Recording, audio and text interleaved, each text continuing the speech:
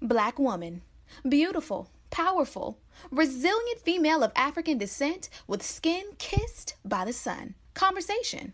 A talk, especially an informal one between two or more people in which news and ideas are exchanged. We love being Black women. Black women are ambitious. Black women are confident. Black women are diligent. We are tenacious. We walk out of our houses put together. We are many shades and personalities of fabulous. But we as Black women don't talk about our dilemmas, current events, and what's going on every day that affects us. So, we created this podcast as a way to laugh together, cry together, and have an open conversation about life as Black women. Oh, that's deep. Black Women Conversation.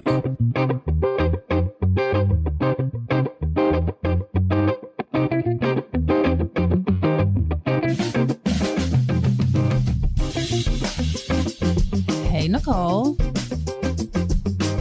Hey, Janine. How's your week been? Well, my week has been filled with going back and forth to the hospital because Harrison, who is actually sitting at the table right now in his booster seat like a big boy, has had a fever for 3 days this week. I mean, it's been awful.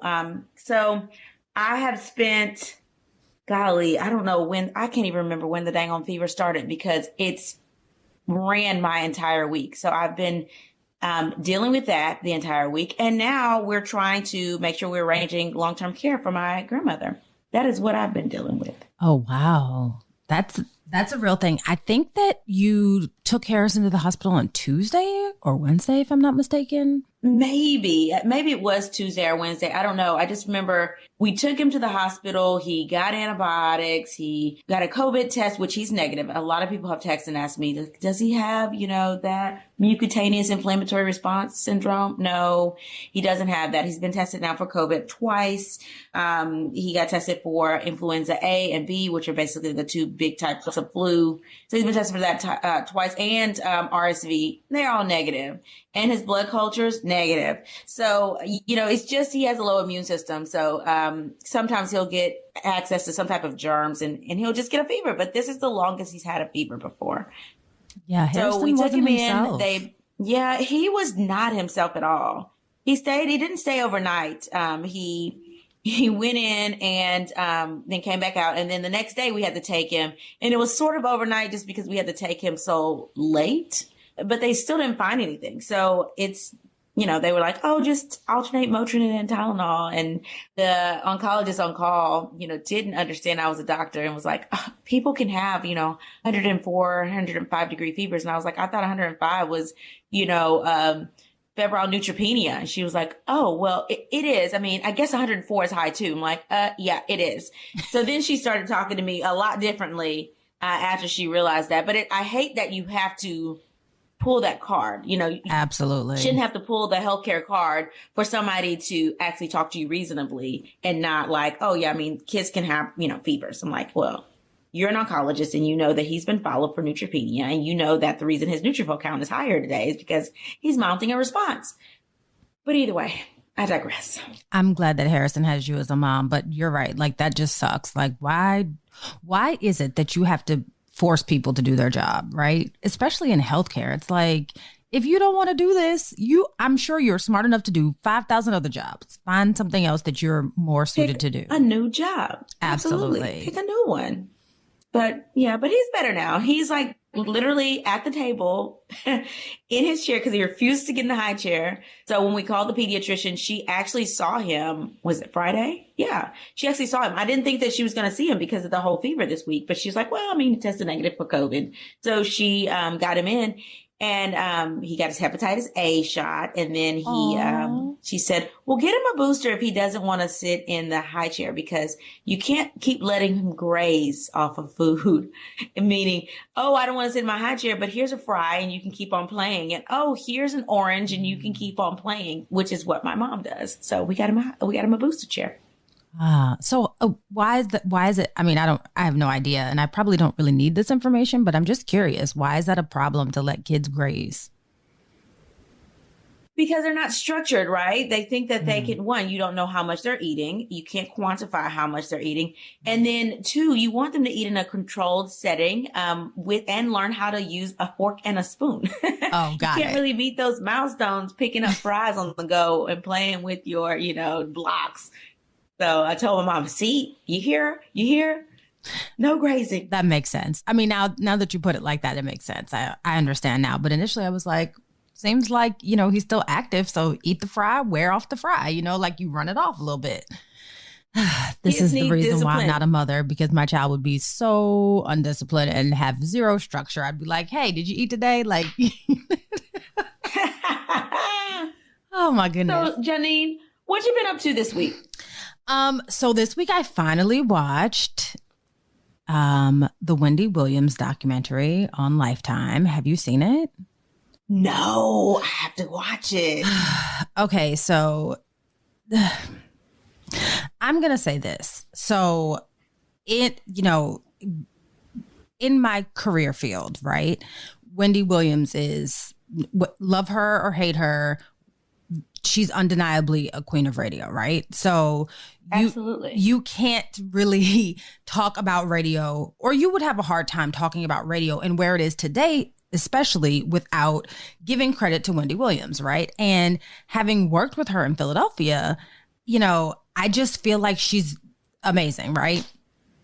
But as we know, she's super controversial, but this just shed a different light on her, right? Like, we know that she's been in the tabloids with her cheating husband and so on and so forth. But the documentary basically shows the backstory of why Wendy is the way that she is. And in addition to it, it shows her vulnerability and what we really didn't know was going on. I mean, all the speculation in the world, and I would have never thought that her life was the way that it was. I just really feel sorry for her. Like, at the end of the day, and I know that she's strong, but at the end of the day, it just seems so, like, it seems like she's in such a lonely, dark place. I felt so bad. I felt so bad for her. Like, almost like I just wanted to reach out and hug her. Like, I texted one of my friends and was like, hey, I really hope that Wendy has like a full-time therapist on staff. And it's just like, I felt like, I don't even know how to describe it. And I don't want to ruin it for you, so you have to watch it. But like it was almost heartbreaking. I'll try to watch it this week. I mean, it sounds like they actually did a good job. Because, Lifetime they don't do a good job all the time. But since the Clark sisters, oh yeah, the Clark sisters, yeah. They've been giving us some Lifetime. Let me tell you something. Lifetime has been on the come up recently, right? So they have the Clark sisters, and they had the Salt and Pepper documentary. They did Salt and Pepper. It was good. They did Wendy. They did her well. And now they're about to do Whitney, which I'm super excited for. I am super excited for this Whitney story that they're going to do. I'm here for it. So yes, they have a history of being, they're a little Lily. We get it, but they're getting better. Well, I'm a Lifetime girl. So before there was a such thing as Self-Care Sunday, I know people are like Self-Care Sunday. Yeah, before there was a such thing as Self-Care Sunday, it would be Lifetime Sundays, right? You would sit down on your sofa and I would literally binge watch Lifetime all day long. And my husband would be like, oh, you watching Lifetime? It's either Lifetime or Discovery ID. One of the two is what we're going to watch on Sunday. So I like Lifetime. I like them. I like their cheesy movies. I like the killer movies. I like them all. And I can sit and watch Lifetime all day long. The Toni Braxton one I thought was actually really, really good. Really? I didn't see that one. I have to go back and watch it. I have to go back and watch it. That's dope. Yeah, it definitely puts Babyface in a very positive light, like a pro Tony light. And initially I was like, ooh, are they going to get together? But I'm like, wait a minute. I know what's going to happen. They're not going to get together. I know what's going to happen. I just wanted them to get together even on her own movie. Like, I'm just, anyway. That means that's good writing then. That's great writing. When you forget the ending and you already know it, that's great writing. Yes. I was like, yes, Babyface to the rescue. Yes. But yeah, she's had bad luck with men. Poor thing. Yeah, poor thing. I have to go back and watch Tony though. So what's on your timeline this week? Okay, so right now, Valentine's Day is around the corner, literally around the corner. I mean, we all know that Valentine's Day is super heavily commercialized holiday where people are expected to basically express their love and affection with greetings and gifts. So basically just a way for people to get your money. But I'm here for the gift, so. But much of my timeline is filled with people trying to figure out what they're going to do for Valentine's Day. And much like every other holiday, this Valentine's Day is going to be different. So this would be our first, quarantine Valentine's Day. People are scrambling to try to figure out and searching for unique things to do for Valentine's Day. But no matter whether you're married or single or somewhere in between, the priority this Valentine's Day for everyone should be safety. Andrew Cuomo, the New York City governor, announced that dining in New York City will reopen at 25% capacity starting on Valentine's Day. Some people are still a little bit concerned. The governor decided to do this after a little test run, allowing the fans to attend the Buffalo Bills playoff. However, while people are excited, they're also a little skeptical because the New York City restaurants reopened before. Back in September, they reopened, and then they saw a spike after Thanksgiving. So hopefully this situation will be a little different and they'll be able to open and stay open. And hopefully somewhere in this, open period, a lot of people will get vaccinated so that they can stay open and won't have any risk. As if necessary safety precautions about COVID aren't enough, the Better Business Bureau is also urging people to be safe and on the lookout for romance scams, which I had never even heard of before. While some people are looking for human connection, there are also many scammers out there apparently that are preying on the fact that most people have been sitting at home and their loneliness is probably at an all-time high because they've been sitting at home by themselves without a relationship or some sort of human interaction for pretty much a year. So the Better Business Bureau is asking people during the pandemic while they're dating to use your good judgment. People are out here just scamming people, basically telling them that they're in love and building this relationship. And they say that the scams go over a few months. And then they start asking for things like small amounts of money because, their mom is sick or they need to get something that, they'll get paid at the end of the week. Like I said, I thought that it was considered catfishing. But again, these are apparently big business scams that people are doing, preying on those who are lonely. From what I'm seeing, Nicole, I think that it's best that we all figure out how to stay in the house and make a hot Valentine's Day rendezvous at home, whether it's a cute romantic staycation or a virtual date, or you stay at home by yourself and do self-care. It's important to stay safe this Valentine's Day and enjoy the pleasure of Valentine's Day safely, even if it means that it's self-pleasure. Okay, I didn't really say that. Basically, what I'm saying is stay safe this Valentine's Day. So a couple of things. One about Governor Cuomo, which, I love Cuomo. That has to be like some type of economic move. Like, I just don't think that is smart. And he has been really a big advocate of staying home and practicing social distancing. The numbers in New York do look okay, I guess at this point, but everybody got a spike after Christmas. Everybody did across the nation. We got a spike after Christmas, which we anticipated because we knew that people were tired of being in the house. They were going to go see their loved ones come hell or high water. And that's exactly what happened. And then we saw a spike. So now, as the numbers hopefully continue to creep down, at least he's keeping the restaurants at 25% capacity, but New York is big. So people are going to be fighting over those restaurant reservations. I mean, restaurants can jack the prices up if they want to. I mean, it is called supply and demand. But one thing people could do is you can get carry out, right? So you can order carry out and have it delivered to your home. And that way, when you have your romantic rendezvous at the house, you don't have to cook. Who says you have to cook? No one. You can order from your favorite restaurant, have it delivered to the house. That's what I would do.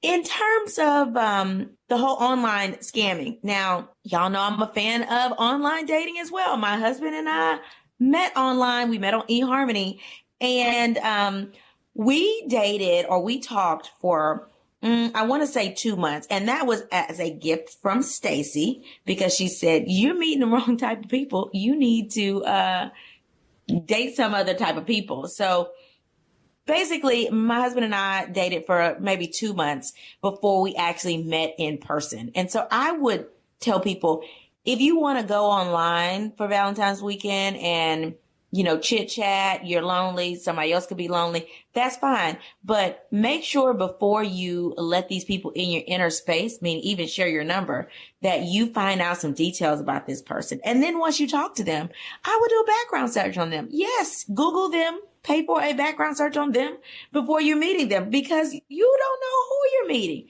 especially if you're meeting somebody that doesn't live in the same city. Safety first. Safety first. And absolutely don't send anybody money. Like, who does that? Like, I would be like, oh, my grandma's on hospice and she needs her pain medicine. I'm like, oh, I'm sorry. I'm sorry. I just don't have it. I mean, just say you don't have it and move on. Don't let people know what you do before you meet them in person. Just don't do it. Just, say you don't have it. Say, I'm going through a hard time too. Blame it on the pandemic. That's what I would do. But I'm not about to send somebody I've never met money. Even if I've met you, I'm not sending you any money. Because that means that me and you may not be on the equally yoked, okay? Because I should not have to send you money. I don't want to date anybody I have to send money to. Let's just put that out there like that. Nope, not going to do it. No charitable donations, Nicole?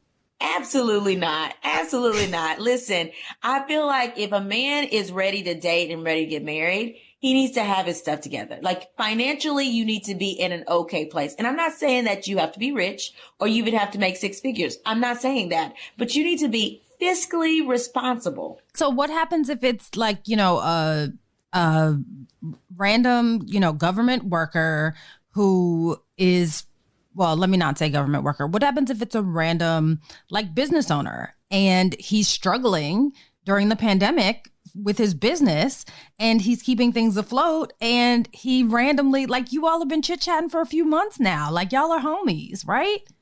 No? We're homies. Listen, this is not Bank of Nicole. I do not bail out homies. And if we're married, then we're sharing money. Okay, that's cool. If we've been in a relationship for a long time, okay, I can even see that. Like, okay, you're going through some hard times now. Okay, I'm going to help my man out because we've been together for 2 years and I know him and I love his dirty draws. But if we're just conversing or we just got in a relationship, we've been in a relationship less than 6 months, don't ask me for nothing. Absolutely not. And if you don't have it together, you don't need to start any new relationship. You need to work on yourself first.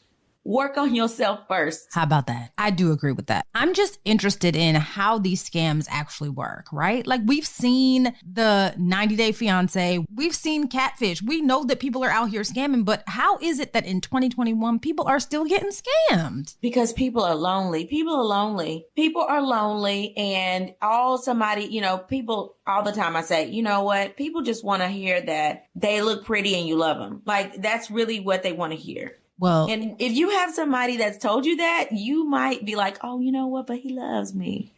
Oh, Lord, don't fall for it. If y'all are bored, just don't fall for it. And lonely, feel free to pick up your phone and go to Apple or Spotify or Google Play and listen to us, because it's not that much lonely in the world. I mean, I get it, but don't fall for the scammer. Don't. Because it's a scam. Come on now. And if you want somebody to talk to us. Write us. Tell us all about your issues. We don't want you to get scammed. They can come hang out with us at the Valentine's Day vision board party. Absolutely. So kick your weekend off like that. Come meet a whole bunch of other women over wine. Absolutely. Just saying. Because we don't want you out here getting scammed. We can't. Okay, Nicole. So I'm going to give the listeners a quick backstory. So we got a really good letter, right? And Nicole and I couldn't decide on who was going to do the letter because it was really good. Like, the kind of letter where you like, this has to be in the show. We got one of those. So we also got 2 other really good letters. So we're going to have 3 letters. We couldn't decide this week. We couldn't choose. So we're giving you 3 letters this week. So here we go. Right. So Nicole and Janine, my fiance and I plan to spend Valentine's Day together, so I had my pandemic plan laid out. We were going to have breakfast in bed. Later on in the day, we would have a picnic in the park. That night, I wanted to surprise him with a couples massage at home by 2 massage therapists and dessert. Now, his ex-wife demands that he have the kids that weekend. Sigh. I feel like she does this last minute romantic holiday thing a lot. She did the same thing for New Year's Eve, but we had to fight for her to let him see his kids on Christmas and Thanksgiving. See, these were family holidays. My boyfriend said not to make a big deal out of it because he already has trouble seeing his kids who are 6 and 8, despite having a court order. He's a good dad, which is one of the qualities I love about him. But I was so ready for our Valentine's Day entanglement. What should I do now? I've literally never been in this situation before, but I do have some friends that have been in this situation. Here's the thing. There's really nothing that you can do. There's some things that your fiance is going to have to address. And the one thing that I can say is that you cannot allow his ex to run your household. That is a really bad way to start a situation. His ex knows what she's doing. We're smart. We're all adults. We know exactly what we're doing, right? You've laid out in the letter that, when it's Christmas and Thanksgiving, when it's the family and it's cute to have your kids around, she wants to have the kids. But then when it's New Year's and Valentine's Day, she want to throw the kids on y'all because I guess she has plans to have some romantic rendezvous.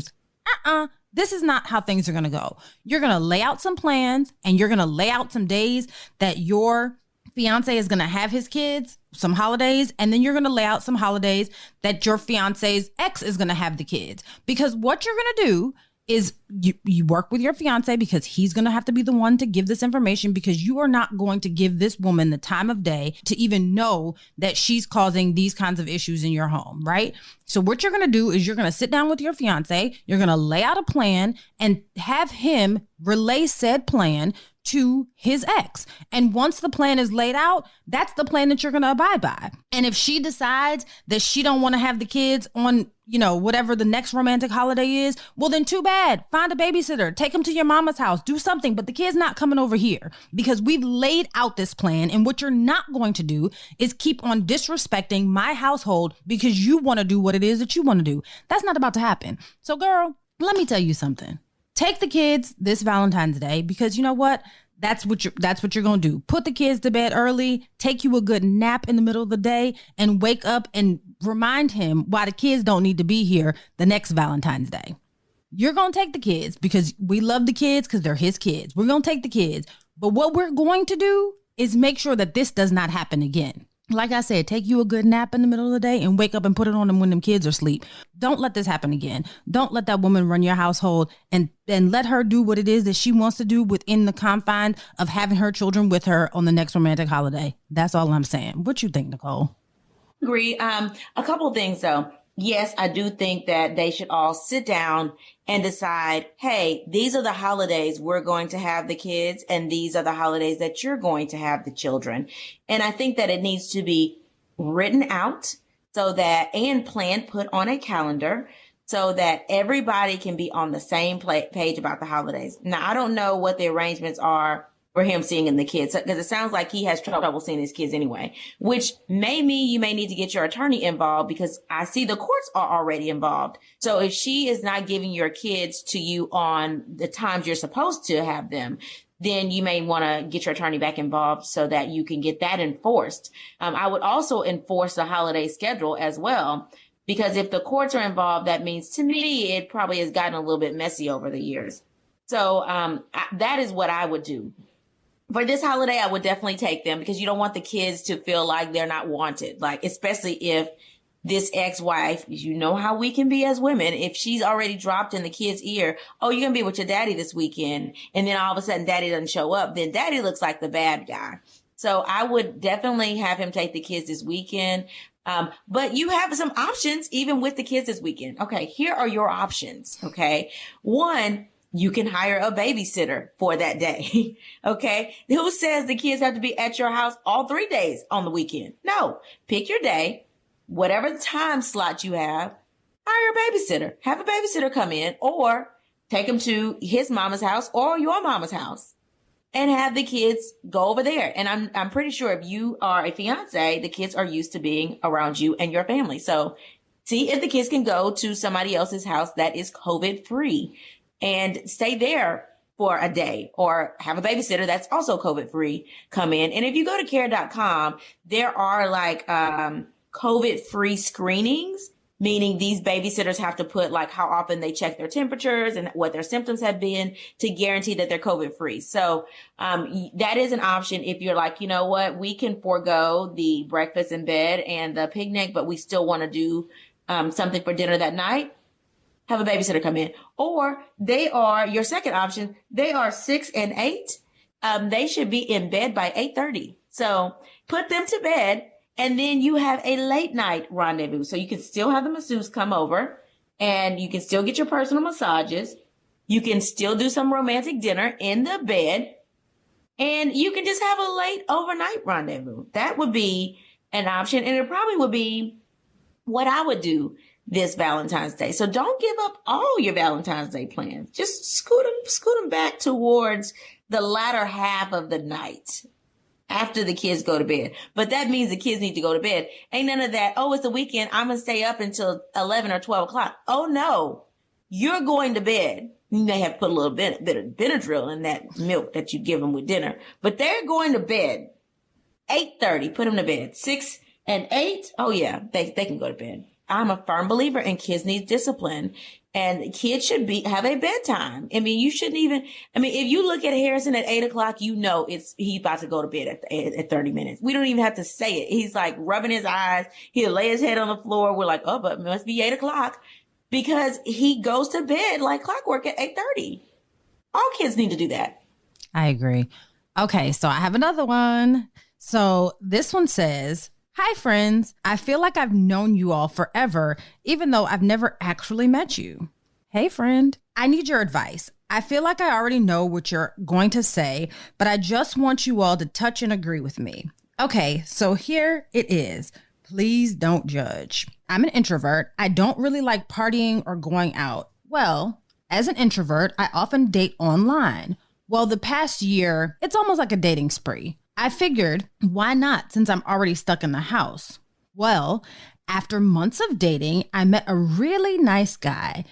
He's a very nice man and has a great job. He only has 2 kids from a previous marriage, which is great because we are in our 40s and I don't really want to have kids.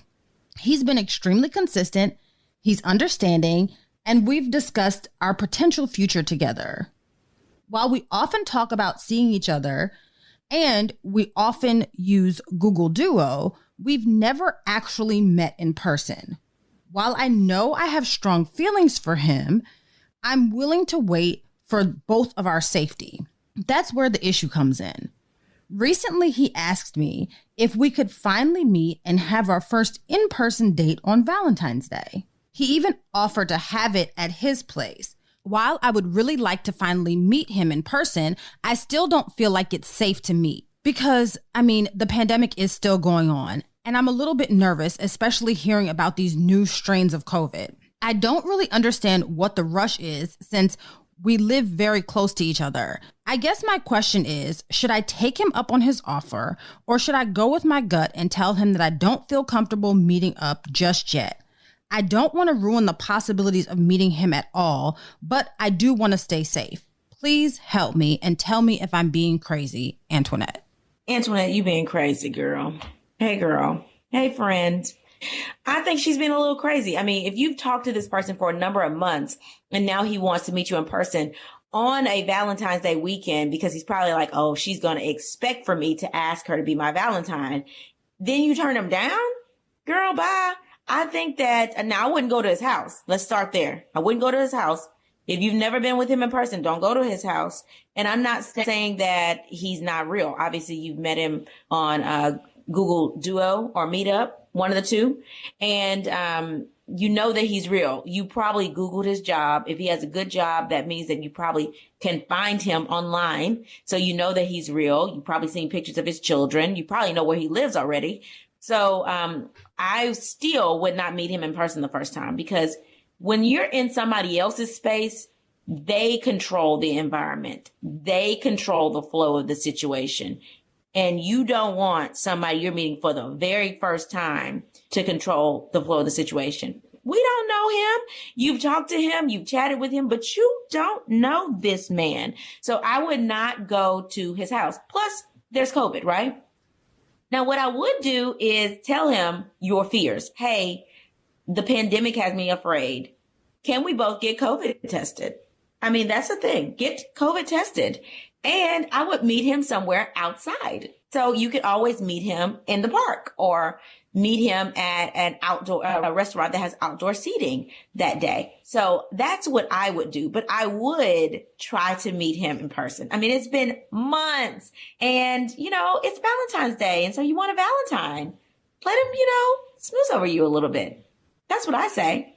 I don't know, Nicole. I say keep it funky on the virtual. And I say that because go with your gut. I say go with your gut. Let me tell you something. There have been not working. She's an introvert.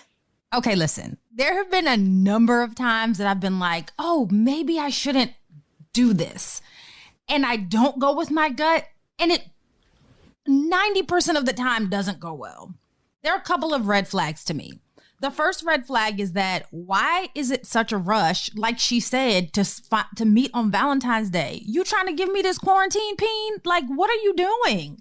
Why do we have to meet? How long have they been talking? It says months. It says months. But why on Valentine's Day? It's important on Valentine's Day because it is Valentine's Day. Let's say that you've been talking to this man for months and he did not ask you out on Valentine's Day. Let's put this in perspective. Okay. If he did not ask you out on Valentine's Day, you've been talking to this man a number of months. The letter would be more so, I think that this man is dating somebody else. Or I think this man has a secret relationship. You're right. Because he didn't ask me to go out on Valentine's Day. But now that this man has manned up and asked you to go somewhere on Valentine's Day, you going to tell me you're going to say no? Okay, you're going to lose that man. That's all I'm saying. Here's my thing. She clearly is concerned about the pandemic, right? And there are ways to express the fact that you love and care for someone without seeing each other on Valentine's Day. And I'm a big proponent of this. True. Let me tell you something. I'm a big proponent of this, and I'm going to tell you why. My love language is gift giving, right? Give me gifts. I love gifts. You don't have to see me, especially if I'm concerned about a pandemic. And you know what? Her brain might be playing tricks on her because she did say that she's an introvert. I get all of that. But the red flags to me were the insistent that it has to be on Valentine's Day and the fact that he wants to like have it at his house. It just, to me, it just feel like he trying to give me some quarantine peen. And I get it, but I don't want to be worried about COVID and trying to get romantic and I feel like it would just ruin the mood for me. So why don't we have a romantic candlelit dinner via Zoom or Google Duo or whatever it is that she was using? Have a romantic candlelit dinner. And it appears that they already have each other's address because she says in the letter that they don't live that far away from each other. Send each other gifts and then y'all can be romancing it up on the Google Duo. How about that? Let me tell you something. I'm not sending nobody no gift that I've never seen. It's not happening. If I have not seen you, I am not going to send you gifts. That's how people get scammed. Sending people gifts in the mail that they don't ever interact with. Some flowers, Nicole. It's Valentine's Day. Give me some flowers and some chocolate. We don't know each other. He may send flowers, but my thing is we have to if she says no, right? She's been talking to a whole bunch of people during this time, right? She's a serial online dater. She's self-admittedly that. And she likes this guy. She may have told him that she's dated a lot of people online, but then he's asking her out for Valentine's Day because that's the day for lovers. And she says no. To me, it makes it look like I'm dating someone else, and that's why I don't want to go out with you on Valentine's Day.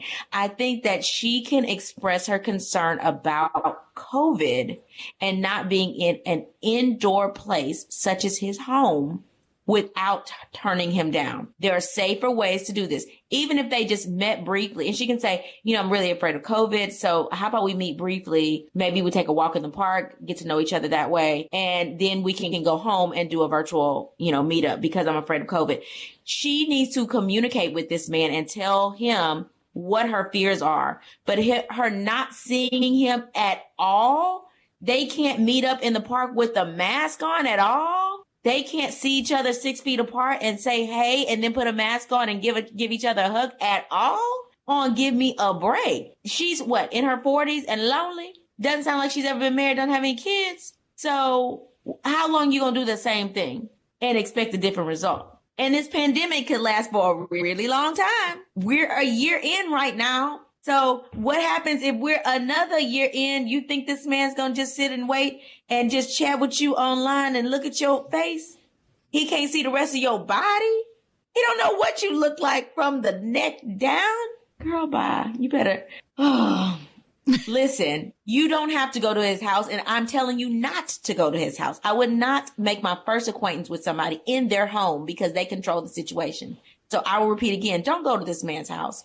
But you can say, hey, instead of doing that, I know this is the first time we met up. I'm sort of nervous about COVID. I'm sort of nervous about you, but I really do like you. How about we meet somewhere in public first and wear our mask or be outside? You can say that without turning down your Valentine's date. Because then he going to be like, okay, well, I need to find another Valentine's date. Just saying. And if he can find another Valentine's Day date that quickly, then bye. She can. She's been dating all these other people.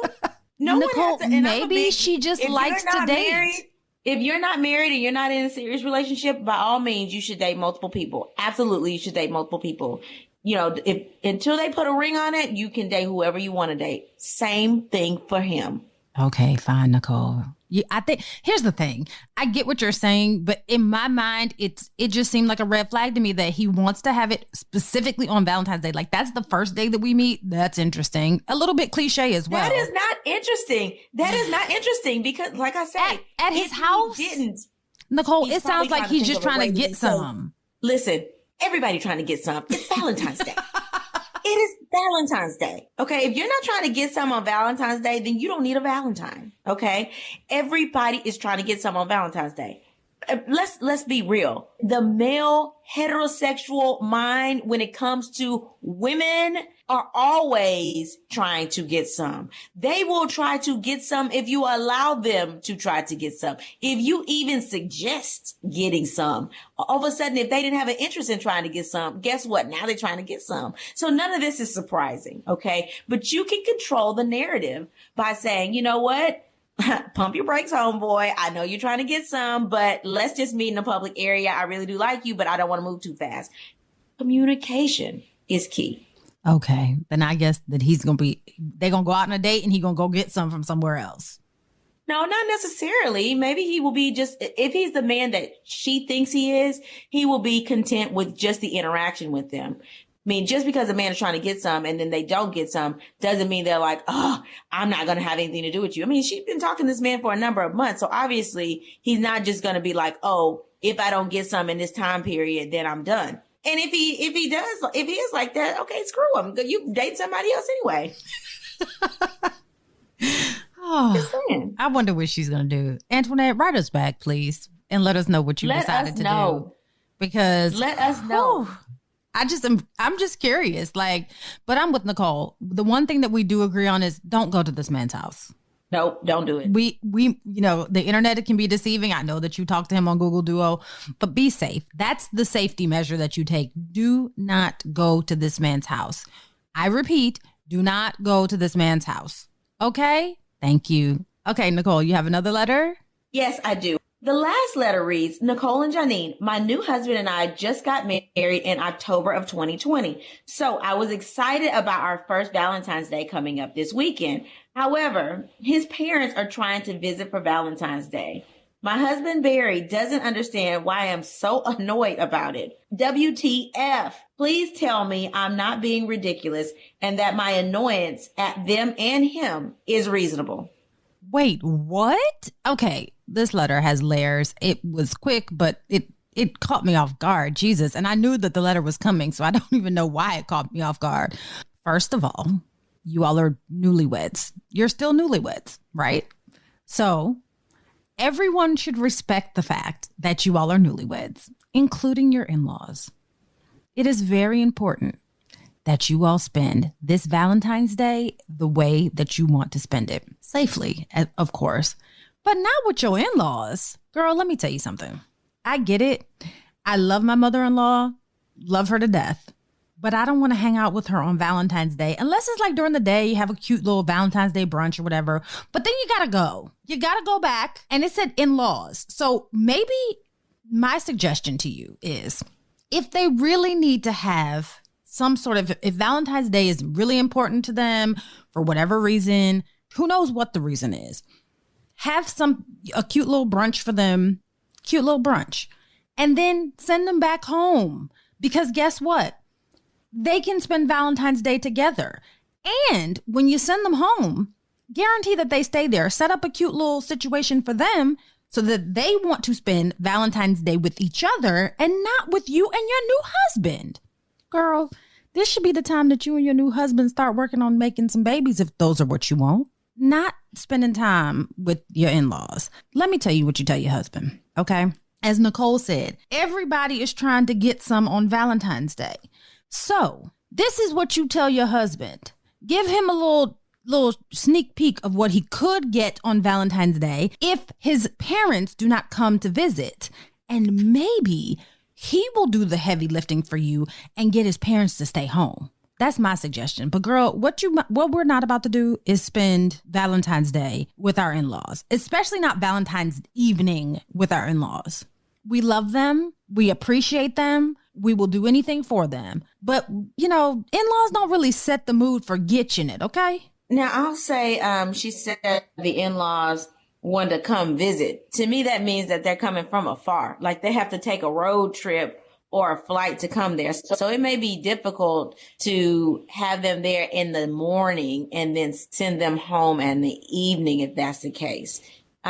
Even if that wasn't the case, even if they live like 2 blocks away, they're not invited to your house. And I would literally tell my husband, you need to tell your parents they can't come, period.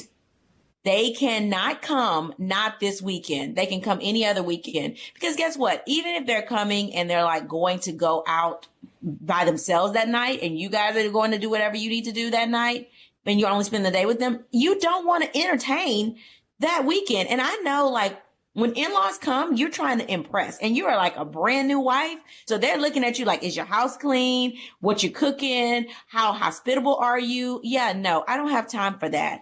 I am not going to be in the mood to cater to them and cater to this rendezvous over here. So one of the two has to get my attention. Either your parents are going to get my attention or this entanglement I'm trying to create is going to get my attention, but both can't have my attention.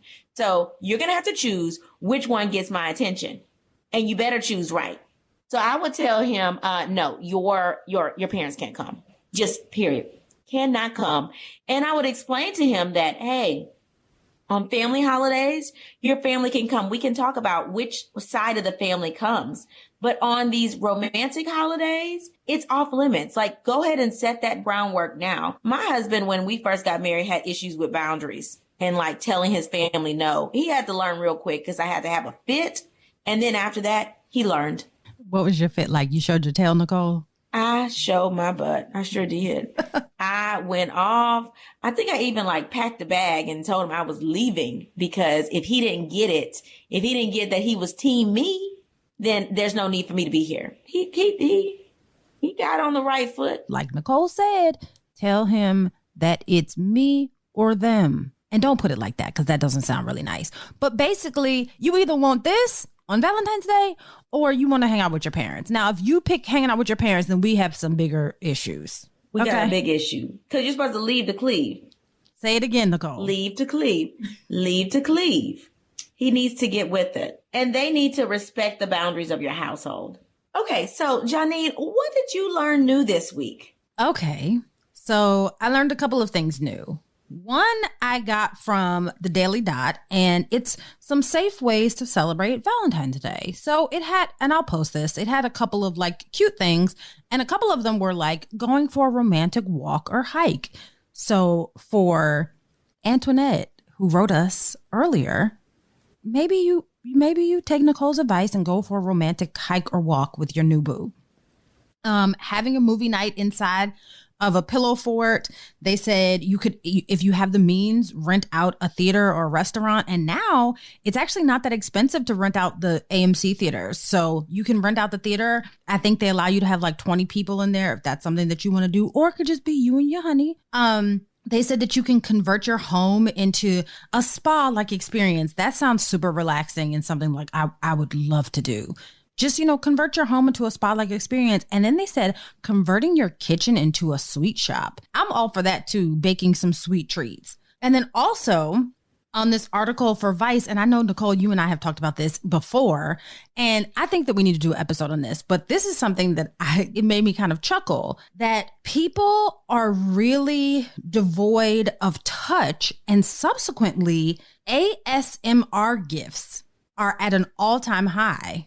So in the article, it basically said that things like scalp massagers, apothecary oils, fidget fabric, there's a feel-good soap. So ASMR, a bunch of different ASMR gifts are like the thing this year because people are really into it. Nicole, I know that that's not how we talked about it, but apparently it's a thing.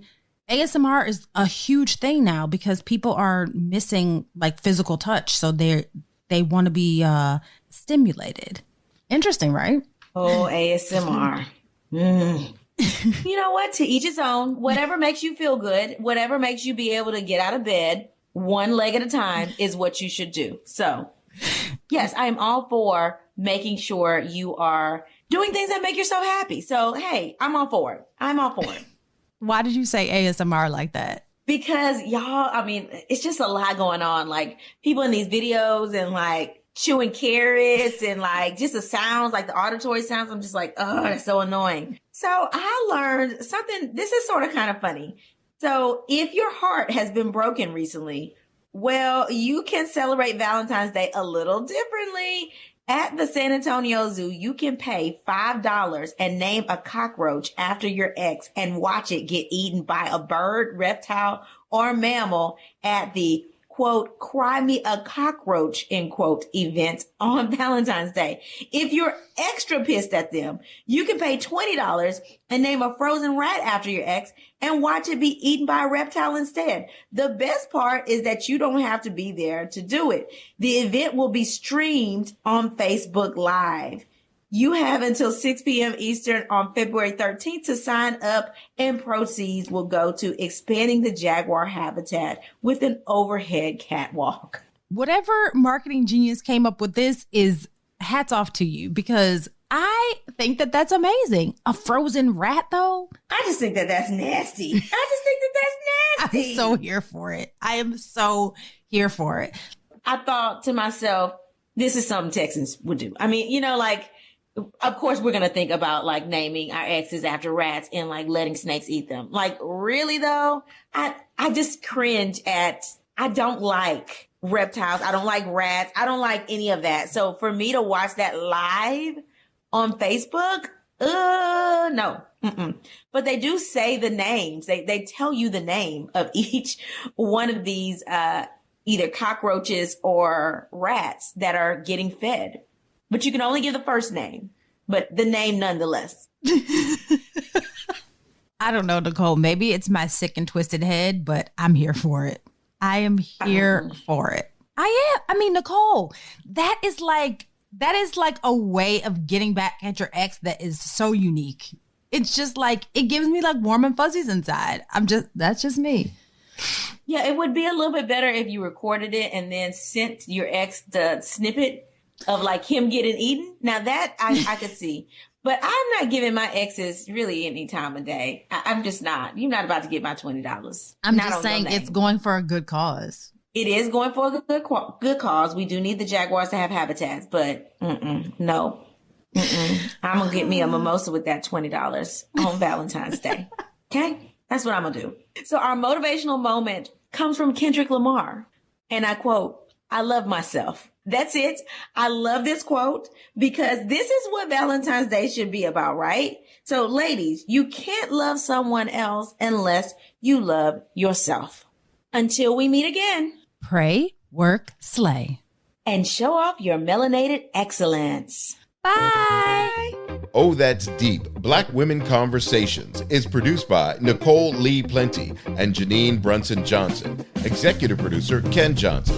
Get the Oh, That's Deep, Black Women Conversation podcast on Apple Podcasts, Spotify, Stitcher, Google Podcast, or where you get your podcasts. Please subscribe and rate us. You can follow Oh, That's Deep, Black Women Conversations on IG at Oh, That's Deep, BWC. Oh, That's Deep, Black Women Conversations is a Mean Old Lion media production.